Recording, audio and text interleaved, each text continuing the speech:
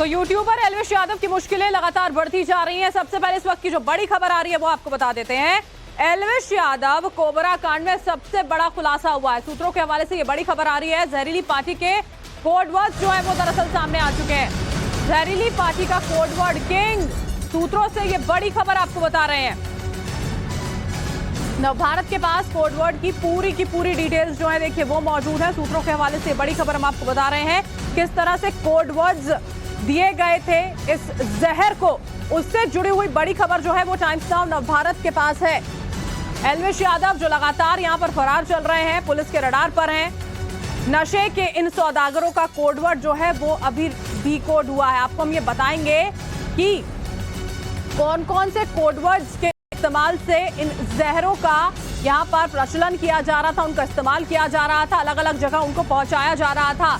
जहरीली पार्टी का कोडवर्ड जो था वो किंग था। सूत्रों के हवाले से बड़ी खबर बता रहे हैं और किंग का मतलब कोबरा सांप होता है।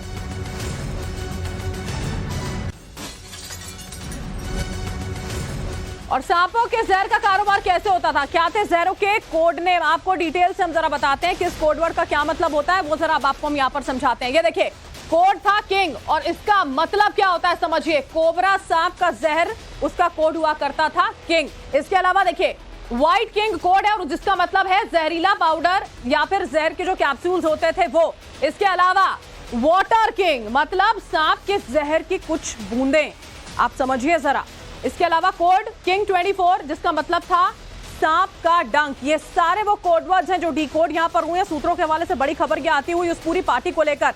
और सूत्रों के हवाले से एक और चौंकाने वाला खुलासा, जहरीले रैकेट का इंटरनेशनल खेल भी एक्सपोज हुआ है।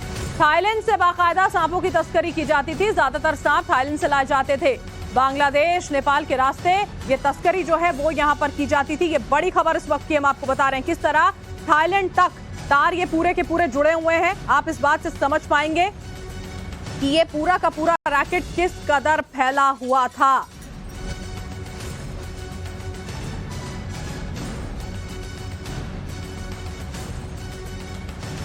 और सांपों का ये जहरीला रैकेट कैसे चारों तरफ फैला हुआ है आपको जरा हम ये भी समझा देते हैं अब ग्राफिक्स के जरिए। इंटरनेशनल लेवल पर ये जहर का कारोबार जो है वो चलाया जाता था। जैसे हम आपको बता रहे हैं कि थाईलैंड से सांपों की बाकायदा तस्करी यहां पर की जाती थी और इसके अलावा फिर बांग्लादेश और नेपाल से इन सांपों को लाया जाता था, तस्करी वहां से की जाती थी। आपको बताएं ड्रैगन, केस 72, केस 76 ये जहर के कोड नेम जो है वो सामने आते थे। बाद में भारत में अगर हम बात करते हैं तो जहर का कोडवर्ड जो है वो किंग है। गुजरात, राजस्थान और बंगाल तक ये पूरा का पूरा रैकेट फैला हुआ है। सपेरों से लोकल पेडलर्स को जहर की सप्लाई जो है वो यहां पर की जाती। हमारे साथ इस वक्त हमारे जो सहयोगी, माफ कीजिएगा, वो हमारे साथ इस वक्त जुड़े हुए हैं। राकेश त्रिवेदी संवाददाता मुंबई से जुड़े हुए हैं, अभिषेक राज जो है वो नोएडा से जुड़े हुए हैं। राकेश का पहले रुख करना चाहेंगे। राकेश, कोड नेम जो इन जहरों के हैं वो यहां पर सामने आ रहे हैं। ये बहुत अहम खुलासे हैं जो अब कई मुद्दों पर इशारा करते हैं और कई गिरफ्तारियां, सबसे अहम एल्विश यादव।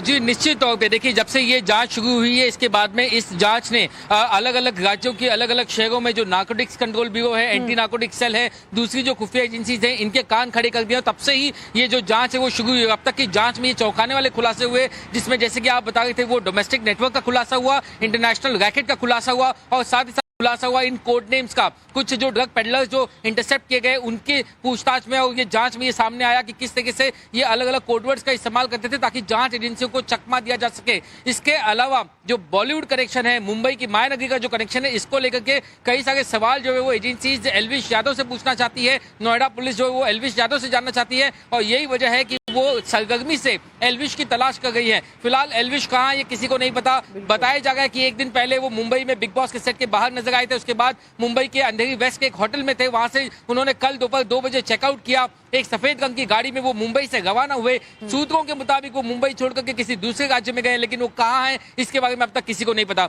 उनके जो मैनेजर्स हैं, उनके जो पब्लिक रिलेशन हैंडल करने वाले जो लोग हैं, उनसे जब हमारी बातचीत हुई उनका भी कहना है कि एल्विश फिलहाल जो है हमारे साथ टच में नहीं है। जैसे ही हमारे साथ उनका कोई कॉन्टैक्ट होता है हम आप इसकी जानकारी साझा करेंगे। ऐसे में क्या एल्विश यादव अपने पास जितने जो कानूनी पर्याय जो उनके पास मौजूद हैं, क्या उसको वो तलाश क्या वो एंटीसिपेटरी के लिए जाएंगे, ऐसे कई सारे जो सवाल है वो अभी फिलहाल खड़े हो गए। लेकिन जांच एजेंसी की जो इन्वेस्टिगेशन है वो बहुत तेजी से बढ़ गई है, जिसके एक्सक्लूसिव डिटेल जो है वो टाइम्स ऑफ नवभारत के हाथ लगी है। बिल्कुल, टाइम्स ऑफ नवभारत के पास वो तमाम एक्सक्लूसिव डिटेल्स हैं जिनका जिक्र देखिए राकेश आप यहां पर कर रहे हैं, और मुंबई से कैसे तार जुड़े हुए हैं ये खंगालना अभी एजेंसीज के लिए सरदर्द बना हुआ है। बहुत बहुत शुक्रिया आपका हमारे साथ जुड़ने के लिए राकेश। अभिषेक, मैं आपके पास आऊंगी, इसी बीच में जो बड़ी खबर है वो बताते हैं दर्शकों को। जिस होटल के बाहर एल्विश यादव को आखिरी बार लोकेट किया गया था, वहां से हमारी टाइम्स नाउ नवभारत संवाददाता शिवानी मिश्रा ने बाकायदा एक रिपोर्ट यहां पर साझा की है, वो आपको दिखाएंगे। यादव स्नेक वेनम केस मामले में फिलहाल कहां मौजूद हैं इसकी जानकारी किसी को नहीं है, लेकिन मुंबई के आखिरी बार जहां पर उन्हें देखा गया था उस होटल में फिलहाल टाइम्स ऑफ नवभारत मौजूद है।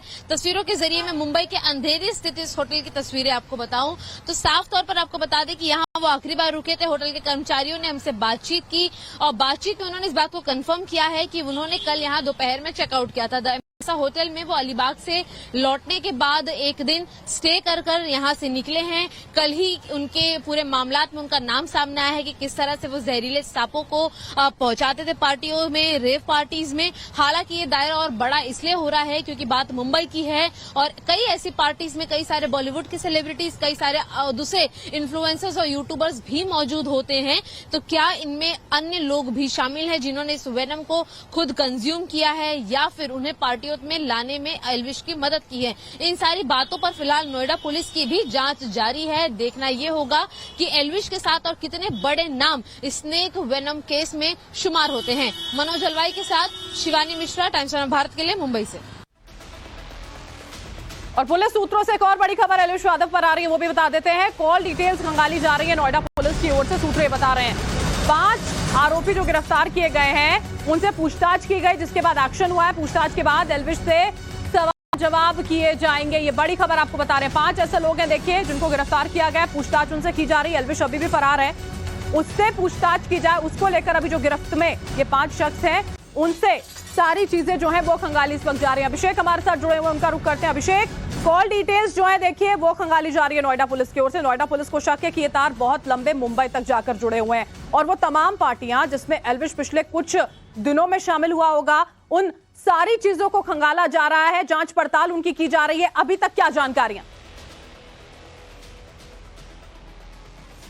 देखिए, बिल्कुल जांच बहुत तेज हो गई है। नोएडा पुलिस फूंक फूंक के इस पूरे मामले में कदम रख रही है और यही कारण है कि जो 5 आरोपी हैं उसमें से जो मेन है राहुल, जिसका जिक्र बार बार ऑडियो कॉल में भी आ रहा है। पुलिस के जो आरोपी को गिरफ्तार किया था राहुल को, उसमें भी उसका नाम आया था। उसके जो सीडीआर रिकॉर्ड्स हैं उसको पहले खंगाला जा रहा है और एल्विश यादव से उसकी बातचीत जो है वो कितनी बार हुई थी, कब कब हुई थी और जब जब एल्विश यादव की बातचीत हुई थी उसके बाद एल्विश ने क्या कोई पार्टी की थी, इन सभी बातों पे पुलिस जो है वो लगातार नजर रखी हुई है। इसके अलावा जो 5 आरोपी हैं उन 5 आरोपी के लोकेशंस और एल्विश के लोकेशंस क्या सेम जगह पे मैच करते हैं, ये भी पुलिस के लिए जानना बहुत जरूरी है। और यही कारण है कि फोरेंसिक्स जो है वो भी उनके मोबाइल का कराया जा रहा है जो आरोपी हैं। इसके अलावा नोएडा पुलिस की जो 3 टीमें बनाई गई थी वो अलग अलग इलाकों में जो है वो अब सर्च ऑपरेशंस भी चला रहे हैं। ऑपरेशन जो है वो यहाँ पर चलाया जा रहा है ताकि जल्द से जल्द एल्विश तक भी पुलिस यहाँ पर पहुंच सके और ये सारे के सारे तार जो उलझे हुए हैं वो सुलझ पाए। यहाँ पर बहुत बहुत शुक्रिया अभिषेक हमारे साथ जुड़ने के लिए, इस तमाम जानकारी के लिए।